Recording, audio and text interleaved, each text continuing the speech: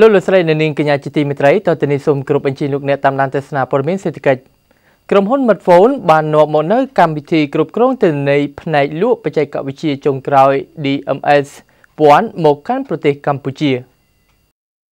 DMS 1ជាផលិតផលបច្ចេកវិទ្យាចុងក្រោយដែលបង្កើតឡើងដោយក្រុមហ៊ុន Viettel វៀតណាមនិងនាំចូលនិងចែកចាយក្នុងប្រទេសកម្ពុជាដោយក្រុមហ៊ុនបណ្ដាញទូរស័ព្ទចល័ត Smartphone ក្នុងគោលបំណងបង្កភាពងាយស្រួលដល់សហគ្រិននិងនិយោជកក្នុងការត្រួតពិនិត្យដំណើរការលក់និងចែកចាយទំនិញក្នុងអង្គភាពសហគ្រាសឬក្រុមហ៊ុននិងកាត់បន្ថយភាពមិនប្រក្រតីអសកម្មភាពរបស់បុគ្គលិកនិយោជកផ្នែកលក់ក្នុងការបំពេញការងារឲ្យបានកាន់តែមានប្រសិទ្ធភាពនិងទុកចិត្តបានមិនត្រឹមតែមានភាពងាយស្រួលក្នុងការដំឡើងនិងប្រើប្រាស់អាជីវករសហគ្រិននិងនិយោជកក៏អាចធ្វើការត្រួតពិនិត្យលើដំណើរការលក់របស់អង្គភាពបានគ្រប់ពេលវេលាតាមរយៈទូរស័ព្ទដៃនិង tablet ដែលមានភ្ជាប់សេវាអ៊ីនធឺណិតផលិតផល DMS Lead កំពុងទទួលបានការគាំទ្រពីសំណាក់អាជីវករសហគ្រិននិងនិយោជកជាច្រើននៅប្រទេសវៀតណាមដូចជាក្រុមហ៊ុនទឹកដោះគោ Vinamilk និងក្រុមហ៊ុន AsiFood ដែលទទួលប្រសិទ្ធភាពក្នុងការគ្រប់គ្រងលើទិន្នន័យរាល់សាខាលក់សរុបជាង 30,000 កន្លែងបានយ៉ាងងាយស្រួលក្រុមហ៊ុន Viettel វៀតណាមជាបណ្ដាញទូរគមនាគមន៍លេខ1នៅក្នុងប្រទេសវៀតណាម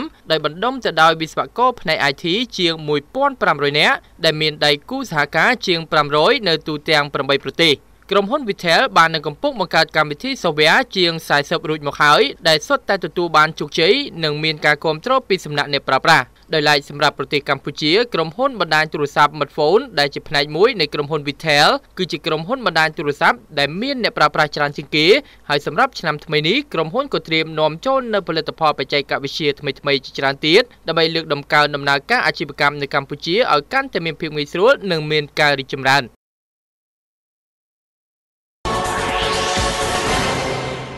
លោកលោកស្រីនៅនាងកញ្ញាជាទីមេត្រីបន្ទាប់ពីលោកអ្នកតាមដានទស្សនាព័ត៌មានសេដ្ឋកិច្ចជាបន្តសូមគ្រប់បញ្ជាទស្សនាព័ត៌មានអន្តរជាតិ